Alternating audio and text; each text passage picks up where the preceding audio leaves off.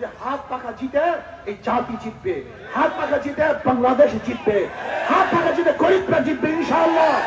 সেটা মানবতা জাগ্রত হবে, কোথা মানবতা বিপ্লব হবে ইনশাআল্লাহ।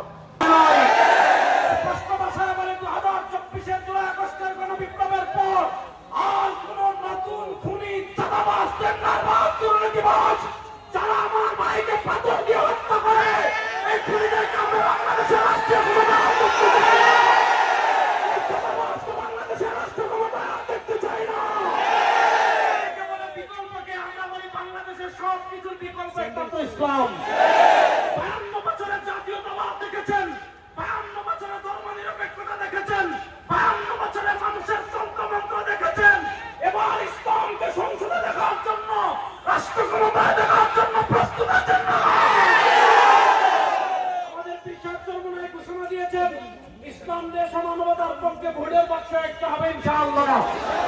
ইসলামের পক্ষে এই নরসিংদীর 5টা আসনে শান্তির প্রতীক হাত পাখা নিয়ে যারা আসবেন তাদেরকে সংসদে পাঠানোর জন্য জীবনের সবকিছু বিসর্জন দিয়ে হলো নরসিংদীর তারুণ্য প্রস্তুত আছে। আমার বক্তব্য শেষ করবো। আরে ভাই কোন মার্কা আছে?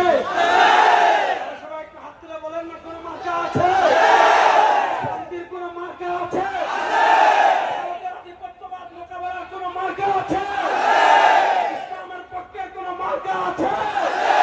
মুসলিম মাদ্রাসা রক্ষার কোন মার্কা আছে?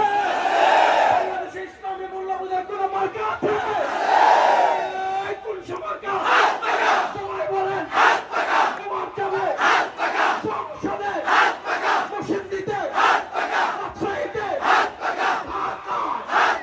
সিলেটে, বিশ্বাস চরমনায়, জায়গা চরমনায়, শওকত সাহেব, বদরুজ্জামানে, নারায়ে তাকবীর।